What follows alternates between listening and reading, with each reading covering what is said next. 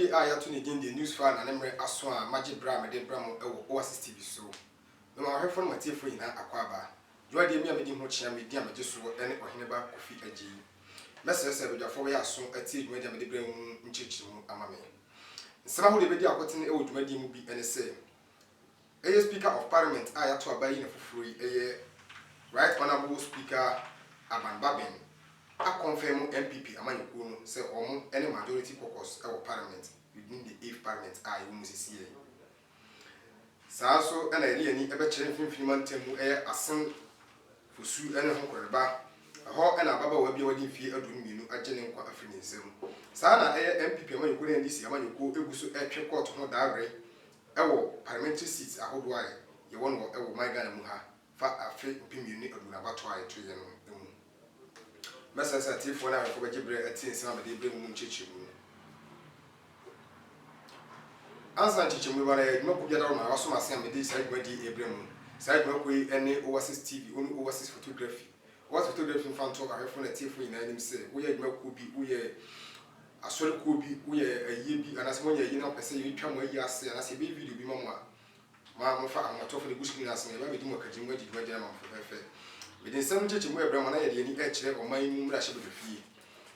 A fear that if you're me, General Boston, that let us do, and I got a rush with the fee, my ship of why I told by you when I do want to see a Kunyaso. A what I appear moon. I come the ship of the fee, what can I say, which I want first sitting. Now, quite no, they now amount for a to the obey majority minority.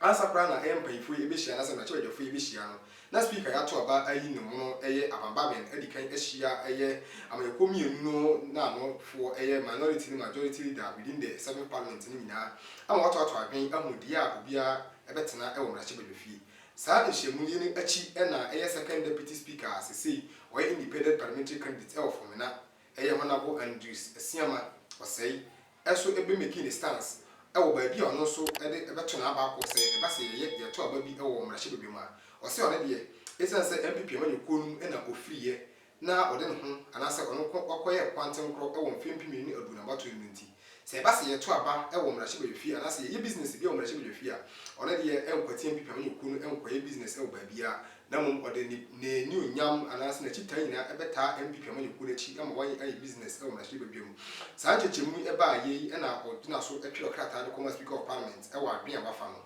enum e na bra wo hia e wo first setting no Speaker of Parliament Aban Baben ema mrache bedwafo ene Ghana man nyina nya nante se saa e na second deputy speaker a o independent parliamentary candidate of Fomena Akadia na ndie MPP Amanyekuo nu e na ebeye majority caucus e wo parliament free mfie mpemie ne adunu ba ko ikosi mfie mpemie ne adunu nu eno na mrache bedwafo a wo MPP Amanyekuo afa enya aniji anase ede aniji sonko eje sansem na speaker eka ye etun eyi na enum na se wodi wani ekire mrache bedwama bra na mrache bedwafo ekwo won setting no fie na etwa mu no MPP Amanyekuo no esanse wo peni fan so atena enti abra na yen decide on who take the majority seat no enum na wo okudu parliament na abo no nan anopa cheno na ahmache na MPP Amanyekuo no ekodu mrache bedwafie se be ya obenya speaker senifa so ho atena saa so na minority caucus no so ebaaye no won so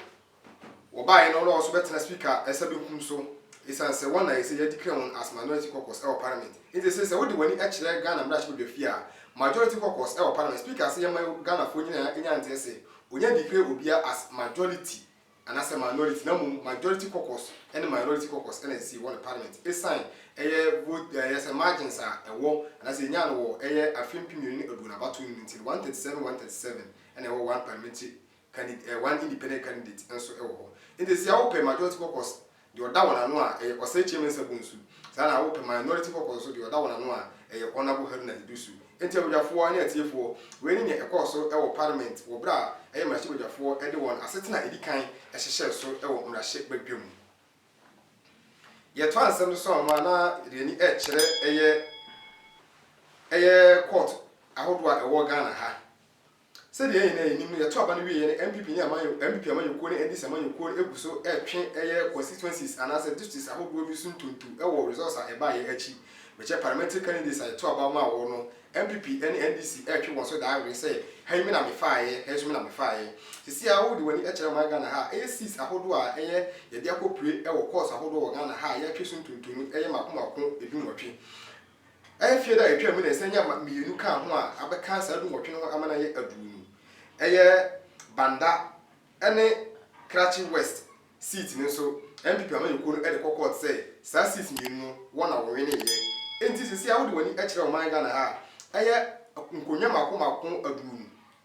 ena MPP ni NDC amayo ko etwe sun tuntu say me na me we ne ha sa seat ahobo na na sa constituency ahobo no bi ene eye Techiman South Asen North Kentampo North Savelugu Jomro hohoi ene ne keka ho sa seat ahobo ni de e ka ho bibiri ena MPP amayo ko NDC amayo ko eguso etwe hu ntuntu say afimpiminu abato afimpiminu ni adu na abato na eto ye no eye won ena wo fa seat we simi na me fa ha say mbefo kan ye sisi nyewe ne be hu chali ena se so to na be hu baabi asoso an ede brode ho be fa court edi nsenu wi ena be hu ni a odi nkunim ena ni a odi ncho e wo sa abato na eto no afimpiminu ene adu adwo ko bera wo mana so masem de sa adwuma di ebrem sa adwo ko aso masem de sa adwuma di ebrem ene overseas photography was photography semen fan to ma hwefo na tiefo nyina anim se wo ye nipa ko bi wo ye mo ko fa ifushia na se monya yi bi na se wo be se betwa video bi ani da wo photo bi ahodo bi ani da wo timi ade amane obusuafo aka wo amanone amo omo so hu ye koso Ghana ha man kwati overseas photography ho mbefo kan yese nkwati kokromoti hu mopo sa na wuntimi kwati overseas photography ho enko ba bi enkotwa photo wo ye sa na ayese wasa akapoma na wanwe mu no enti ese wo de wani akire overseas photography wo wanfie